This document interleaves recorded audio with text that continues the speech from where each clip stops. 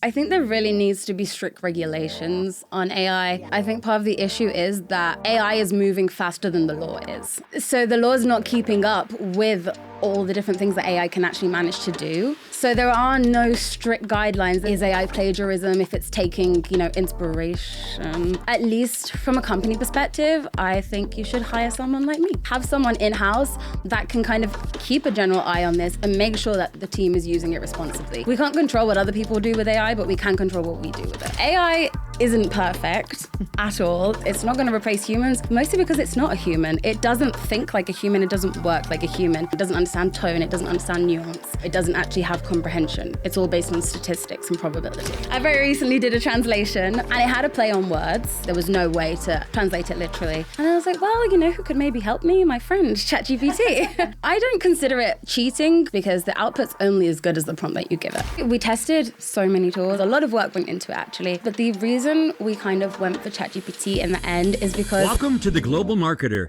where your hosts, Shaheen and Kegan, give you the tools that you need to make an impact in international markets.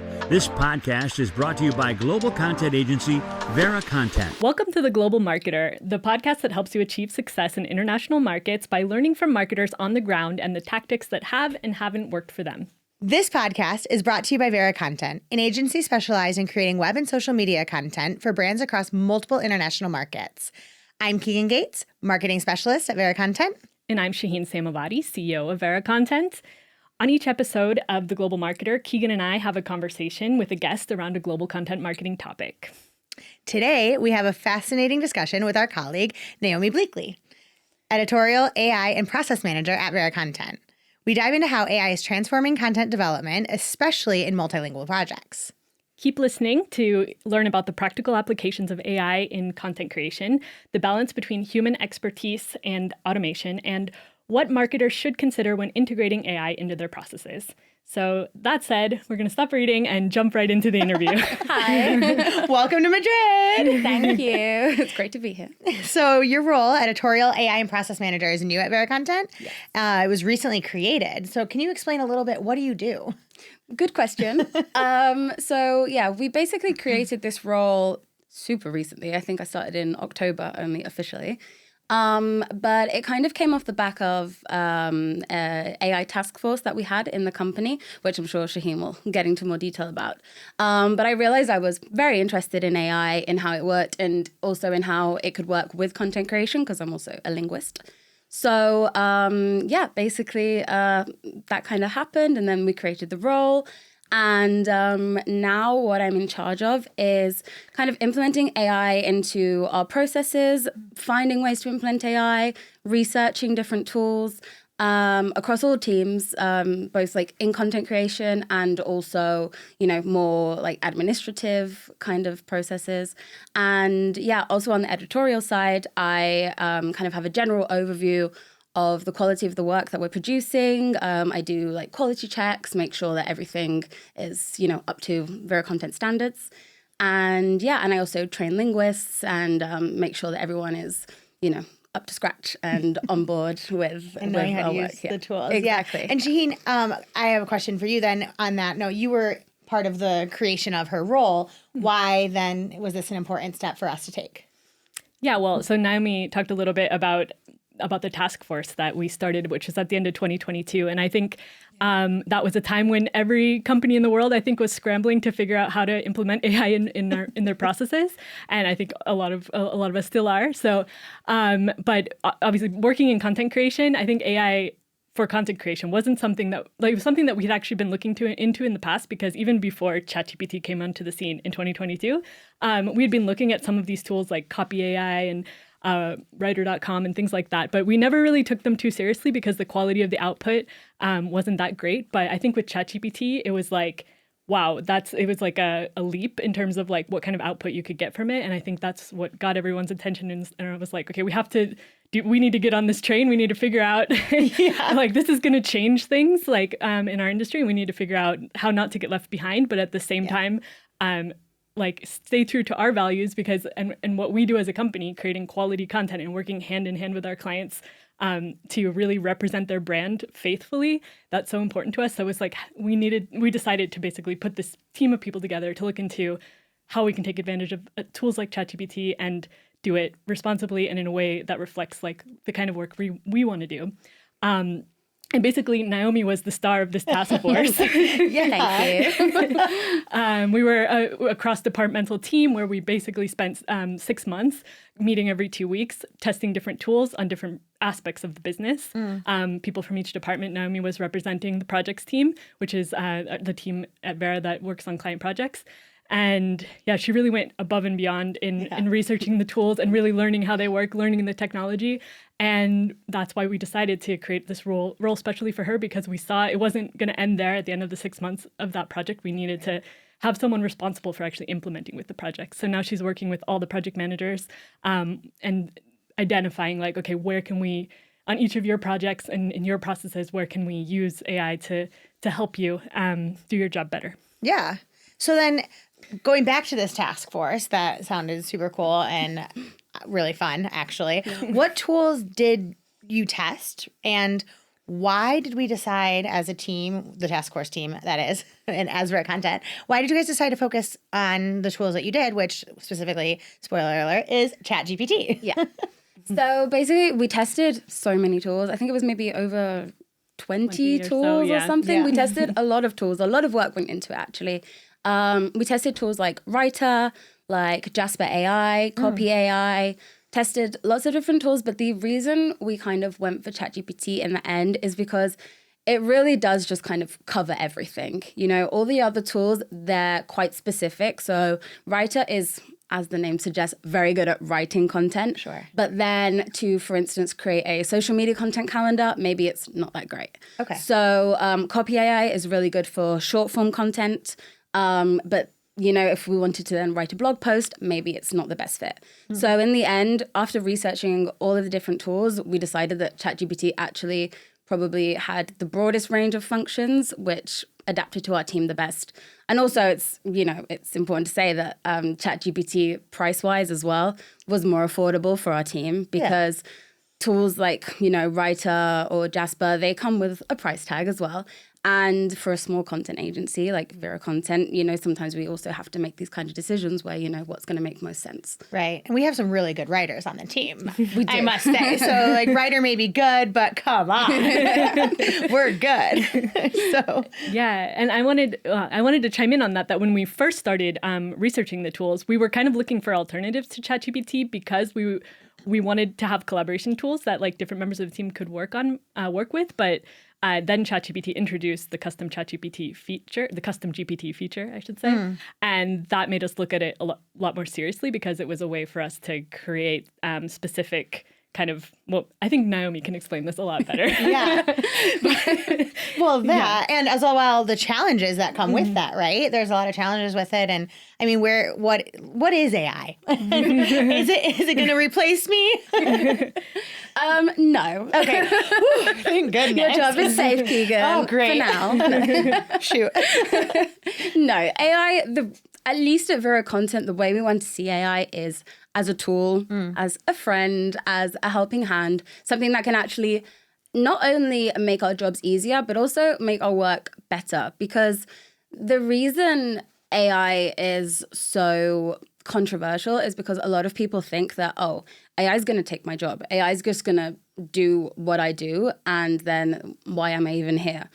That's not what we're looking at it as. That's not the kind of approach we want to take to AI. Yeah. We really want it to kind of assist our linguists and also help us produce consistent content as well. So the different clients that we work with, they all have a very specific tone, very specific brand guidelines.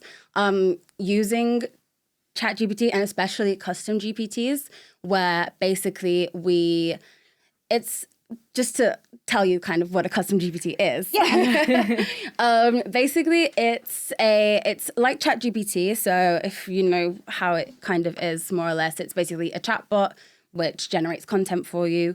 The custom GPT means that it's a chatbot that takes into account some kind of pre-trained instructions. So you give it the instructions. So basically like always create content between 700 and 900 words, for instance. So the output that you'll get will always be according to those instructions. So you don't have to refeed it all the instructions from the start. So it really helps with consistency, really helps us create content that, you know, is up to a certain quality, to say. And then it helps the writers afterwards edit.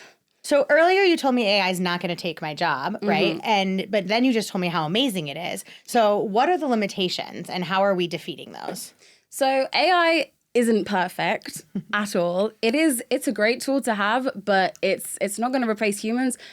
Mostly because it's not a human. It doesn't think like a human. It doesn't work like a human. The answers that it produces, they may look like human answers. They look very fluent. But the reason they look so fluent is because it's trained on, like, you can't even imagine how much content, like, well, it's like petabytes of content, like so much content it's trained on, that basically what it's done is it kind of has an internal, let's call it an algorithm, that basically means it can predict what word will come next. Wow. So it will basically, you know, after the word with, it's very likely that there'll be a name after it or an object or an instrument, something like that. Sure. So it can predict things, which means that it, like, the answers it gives, you can be like, yeah, like that sounds legit, but it's probably not, or it might not be, because it's not really a human that's understanding. It doesn't understand tone. It doesn't understand nuance.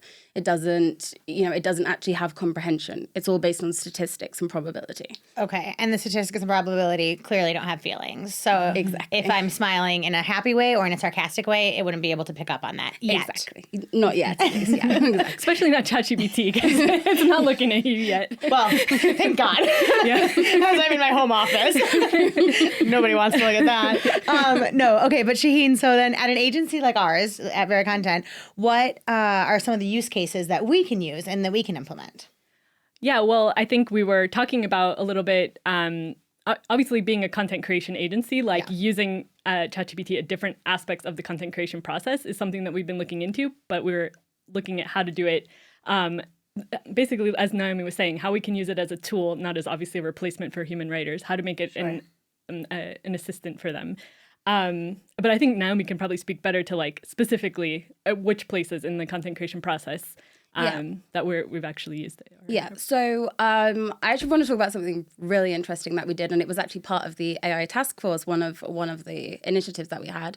Okay. We wanted to create, well, kind of customize a tool that would have a specific client style guide integrated into it, so that when we were writing, it would pick up any specific, like, style guide errors or anything that, you know, wasn't quite right with the style guide.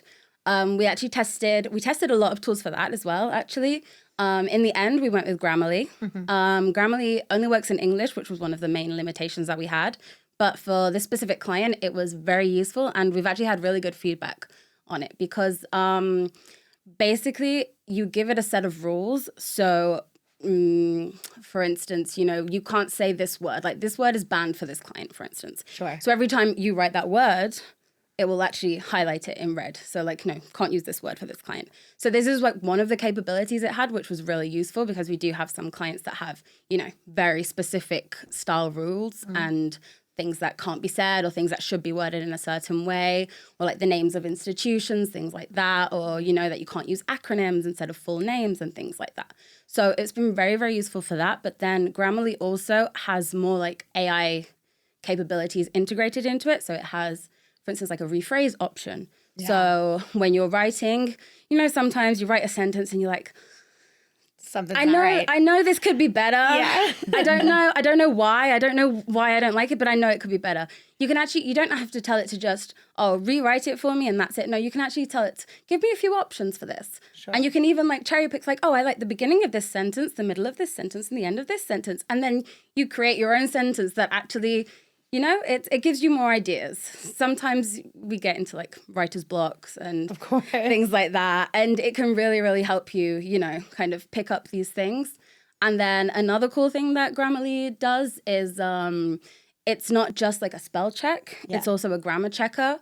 And it gives you suggestions, not just on pure errors, but also on things that, like maybe this could be worded differently for clarity, or maybe if you word this a different way, it can be more effective. It can sound more confident, more positive, things like that. It gives you all of these suggestions.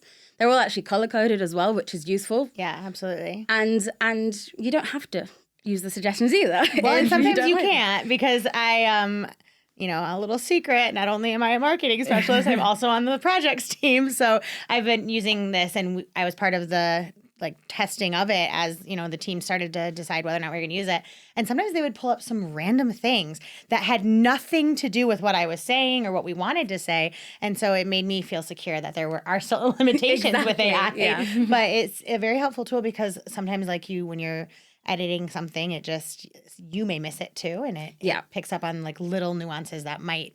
Exactly. But are you saying, Kegan, that the rephrase feature you didn't find to be that useful? So the rephrase feature I like a lot, because specifically with one of the clients that we use, they don't like passive voice. I mean, not many people like passive voice. So it'll flip them. It'll flip the sentences if there's passive in there. Or a lot of times it finds important things. So sometimes I'll use it, and then sometimes I won't, because, if you use there was a specific one that I just can't really remember it, but I was like, oh, this was quite interesting, or this is the key concept. And then they change key to crucial.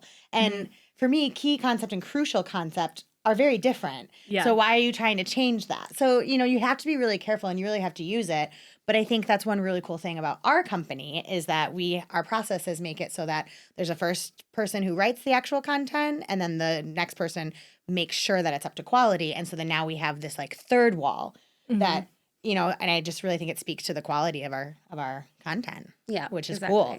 And then also the linguist gets to decide, or the second editor, we call them, gets to decide, okay, I'm going to use this rephrase option, or nope, the original writer wrote it better. So I think $1 million question. So we know that we have all these tools that we can take advantage of, and everyone wants to use them to be more efficient. Yeah. Is it actually up to now, I guess, making us more efficient? Does it take less time to create an article if we use something like Grammarly as part of the process, or a custom GPT or ChatGPT? I'd say Grammarly, maybe, rather than making it more efficient, is actually more of an extra quality layer, especially, at least in the way that we're using it with the style guide, with the grammar checker. It might not make things faster, because actually if you're rephrasing things and you're checking through different options, you might actually take a little bit longer to write an article. But I think the end result will probably be better. But in terms of custom GPTs and things like that, I 100% think that it can make the process of writing articles or just producing content a lot quicker. Things, GPT in general, I think it can really help with creating ideas or creating an outline for an article. It's never going to be the finished product, and that's not our aim. We don't want it to be the finished product, because we want that human element in there. But if we can kind of say to it, okay, I want to write an article about, I don't know, education. Give me some talking points, for instance. So it can give you those key talking points, and then you, as the human writer, you then flesh it out. You can even, something I've actually used it for is I've written a whole article myself, and then I've been okay, I don't know, could this be improved? So you could give the ChatGPT your whole article, and then it can maybe pinpoint things that, this sentence could have maybe been worded differently, or this isn't actually very clear, this is ambiguous, things like that. So I think in that sense, it can actually make things faster. Not always going to make things faster, but if you use it right and you have the right processes in place, I think that it can not only improve efficiency, but also quality. And what about for translation? Let's go there. Let's go to translation and how the AI uses that and works with that. As someone who also works in translation, am I in trouble? So is the question what's the use case for translation in AI, or is the question about is AI taking translation jobs? I think we should tackle both. Let's go. Okay. Let's tackle it. What do you think? One for each. Is it taking jobs, Shaheen? Well, so yeah, that's kind of going. That's going into a kind of a different topic, but okay, let's go there.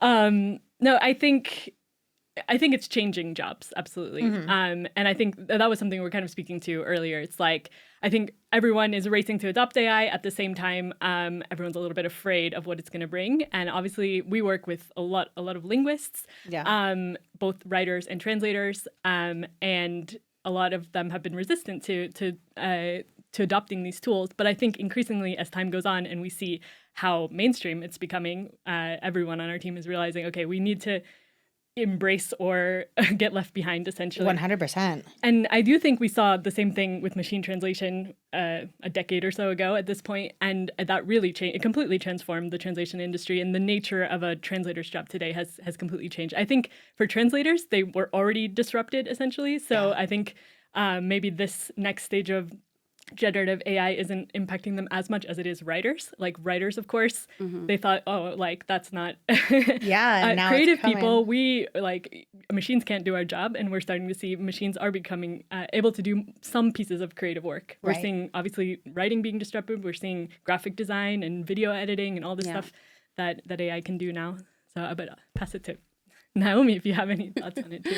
I would say, for me, for instance, like as a translator, I would much rather work with AI than with just plain machine translation, because plain machine translation can be really bad. Like it can be absolutely very, very bad. Whereas if it's still machine translation, even if we're using AI, but if it has the AI element to it, at least the output's going to sound okay. It might not be accurately, it might not be good, or it might not be 100% what the meaning is, but it means that the output is at least going to sound a lot more fluent than using machine translation. When we use machine translation, like just pure machine translation, a lot of times the output it's just gobbledygook. Like it really makes no sense. Whereas with AI, at least it's going to make sense. It might not be correct, but it's going to make sense. Could you give us, a different, like what is the difference here between purely machine translation and using AI as translation? Because there are some people out there who probably have no idea what that means.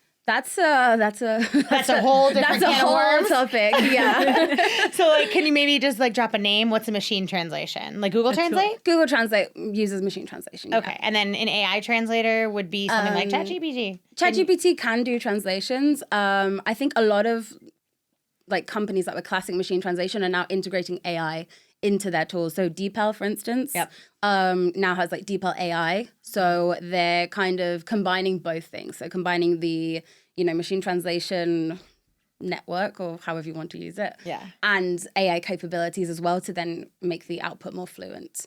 Whether, as a translator, whether that's better or not, I don't know, actually, because at least for me, I'd prefer it, but because I'm the kind of person, I like things getting done better, quicker. That's just the way I am.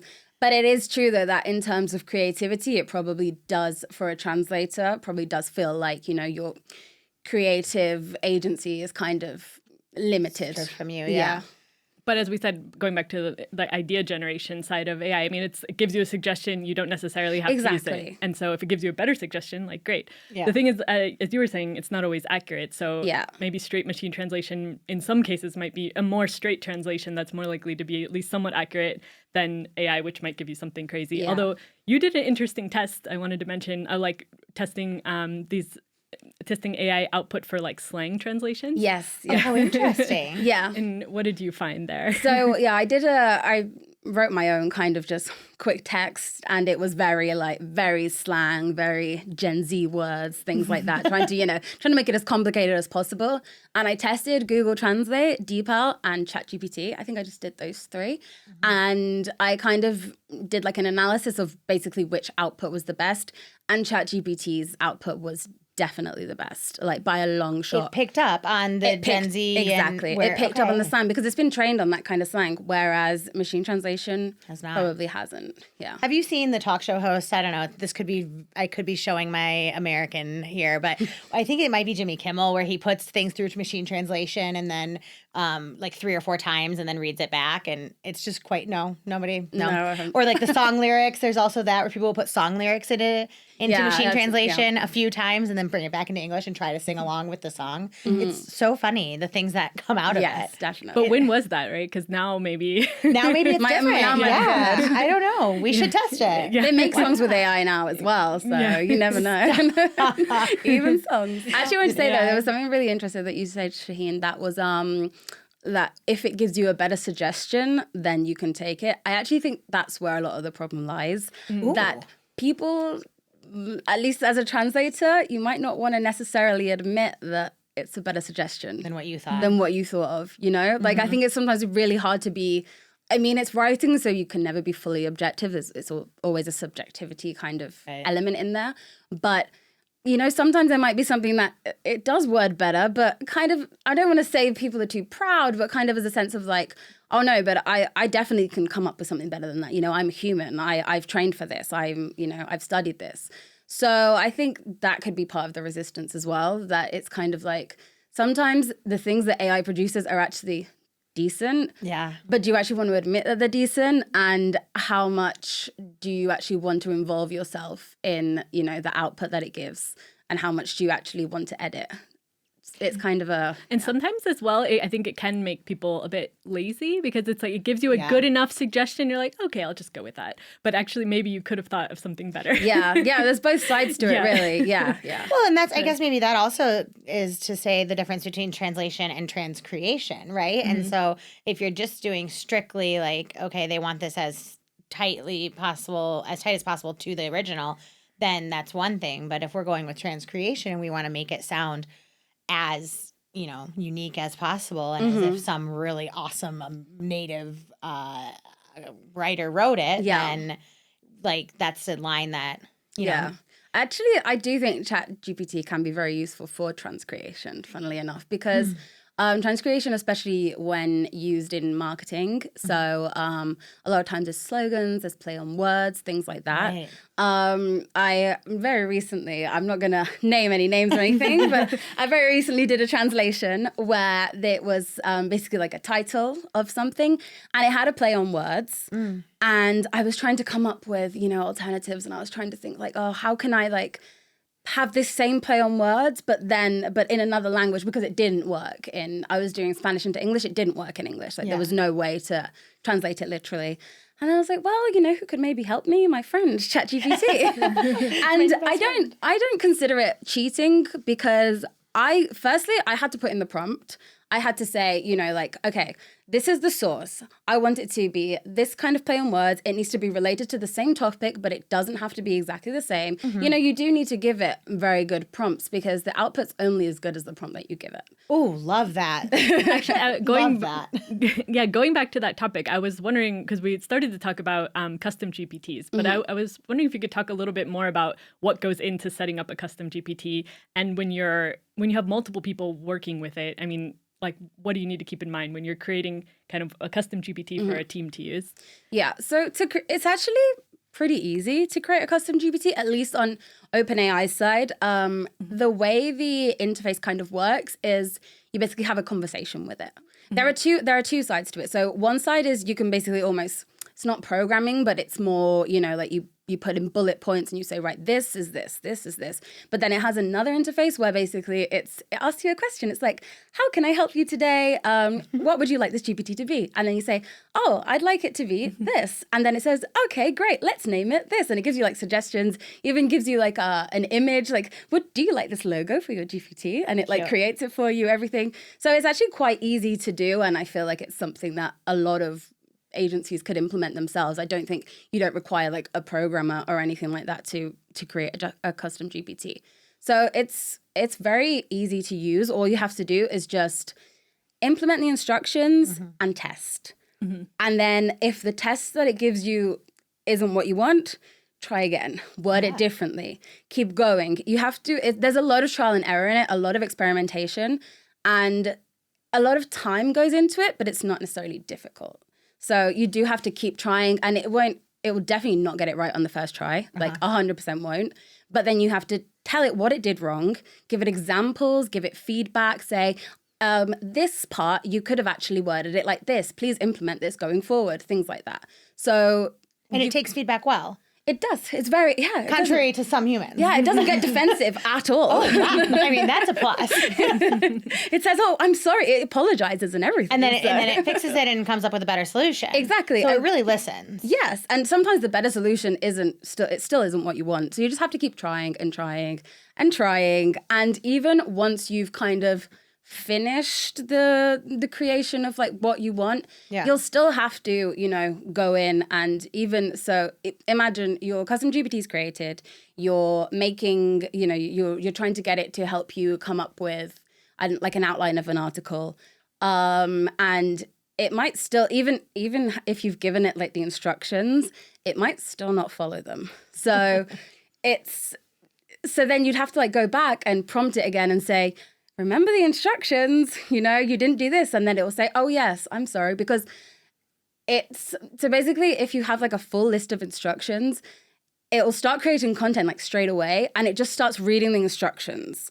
So it might not get to the last instruction before the content's already been created. Wow. So you really have to, or another way to program it is to say, okay, make yourself a checklist and make sure that every point on the checklist is completed before creating the content, things like this. Oh, wow. So you have to really be very specific with your prompts and be very clear, no ambiguity at all, because if there's ambiguity, it probably won't do what you want it to do. Because it's a robot, after all. Because it's a robot. Like it doesn't understand. That goes back to that. It's Exactly. a robot after all. And so, I mean, that takes a lot of time. But once that you've done this and time after time and trial and error and trial and error and trial and error, you have it, right? Yes. And then that's it. And then you can continue using it and it's going to do exactly what you want it to do.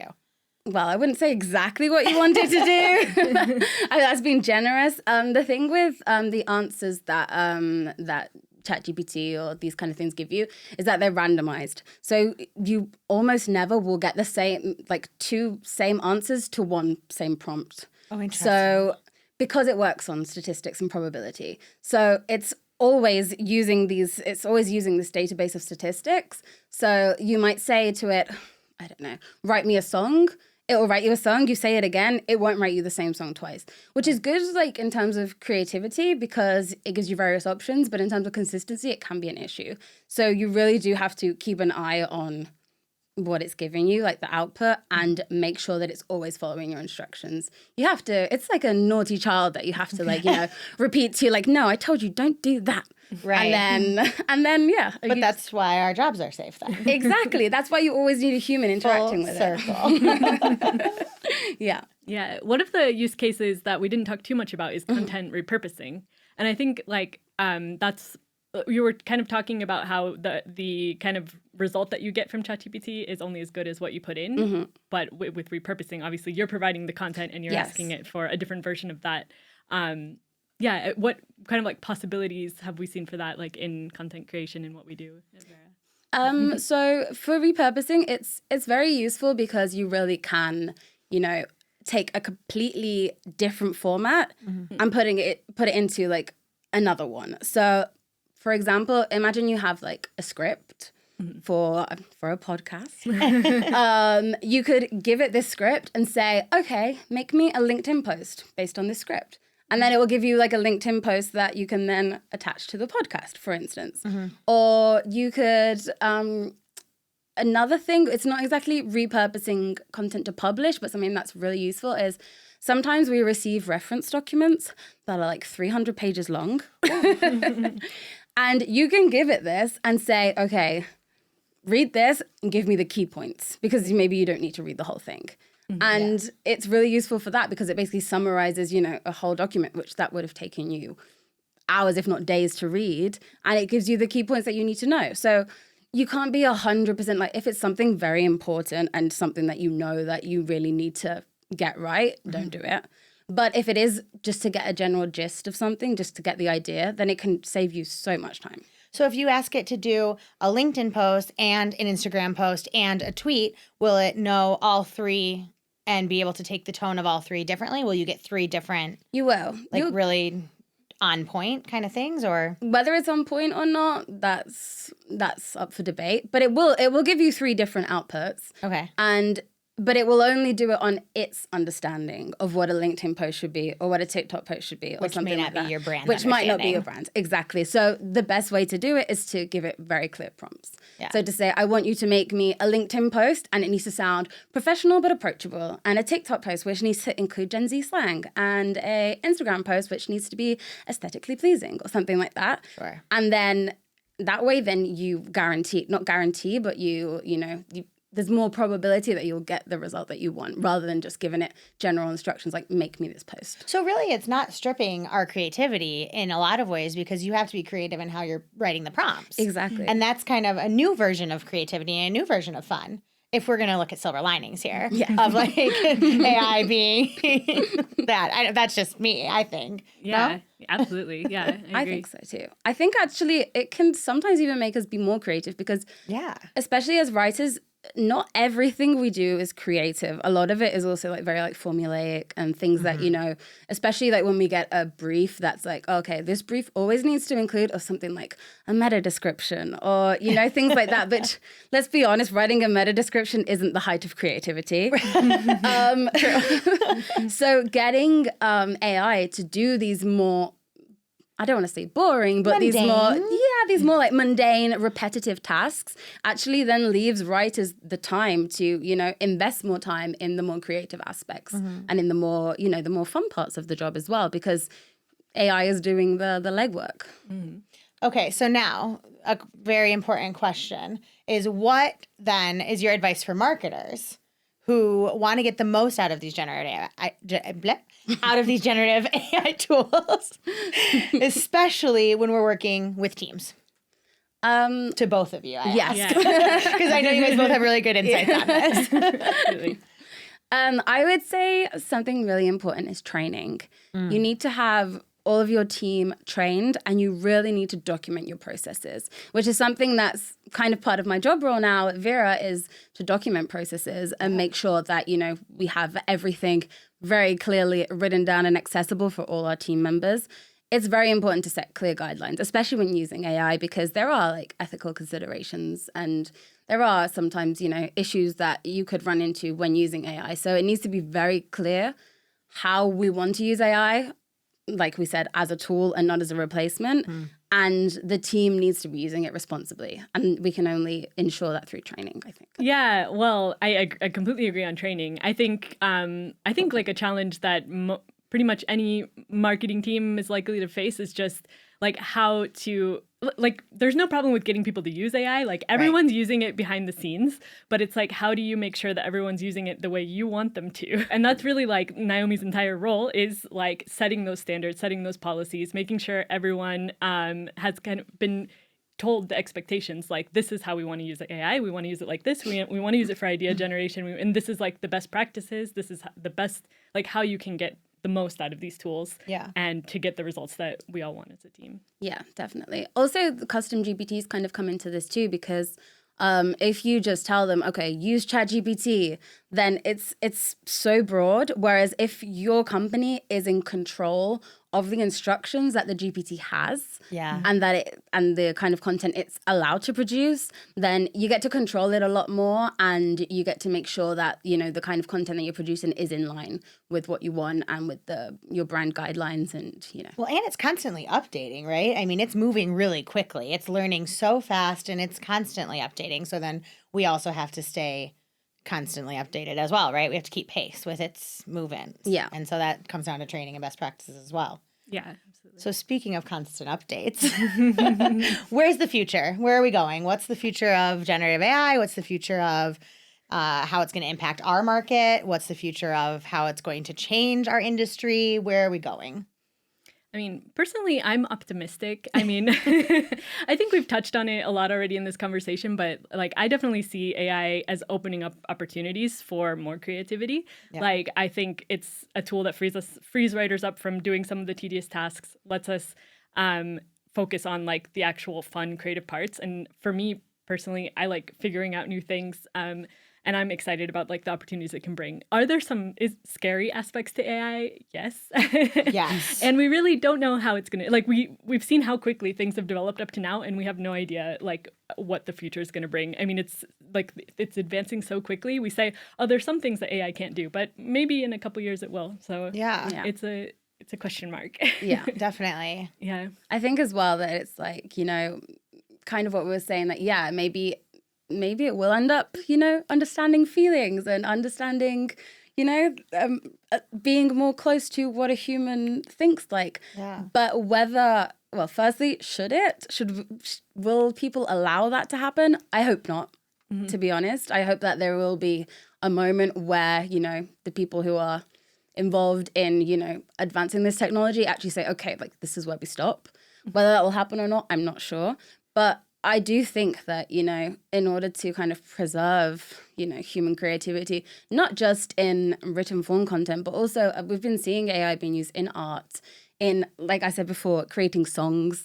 There's a lot of artists have actually sued people using AI to like mimic a song that could be for them. Yeah. Yeah. So, you know, there is a point where we do have to say, okay, like, if it gets into the wrong hands, I think that's where I'm with you. I'm positive. I'm like, yeah, let's go.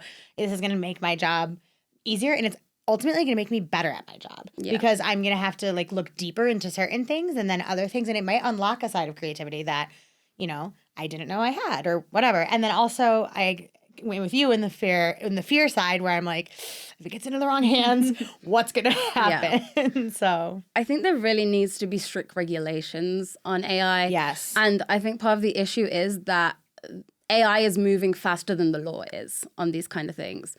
So, so the law is not keeping up with all the different things that AI can actually manage to do. Yeah. So there are no strict guidelines. There's not really, like, I think they are starting to, you know, trying to come up with, like, is AI plagiarism if it's taking, you know, inspiration from other texts, things like that. So at least from a company perspective, I think you should hire someone like me. No, but have someone in-house, even if it's not their entire role, but have someone in-house that can kind of keep a general eye on this and make sure that the team is using it responsibly. You know, we can't control what other people do with AI, but we can control what we do with it.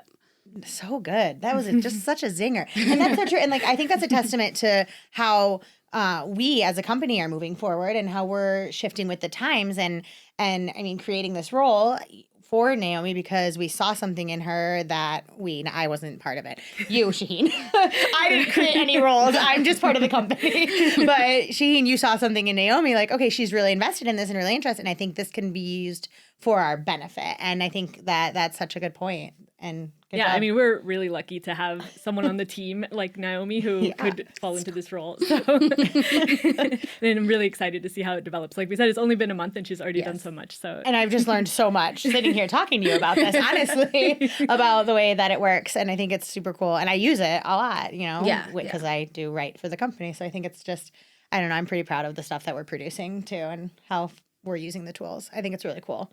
And I think you're doing a great job. Thank you. Can't wait to see where we go. Yes. I think watch this space because I really do think that we're gonna do some cool things, I think. Well, that said, I think we can wrap up this episode. Thank you, Naomi, so much for sharing your insights with us today. Thank you for having me and in Madrid and in the podcast. So like Naomi said, watch our space because we have a lot of cool things coming up. And if you'd like to connect with us or suggest topics for future podcasts, please reach out to theglobalmarketer@veracontent.com. Yeah, okay. So thank you. This meeting is adjourned. Oh my God. Yes.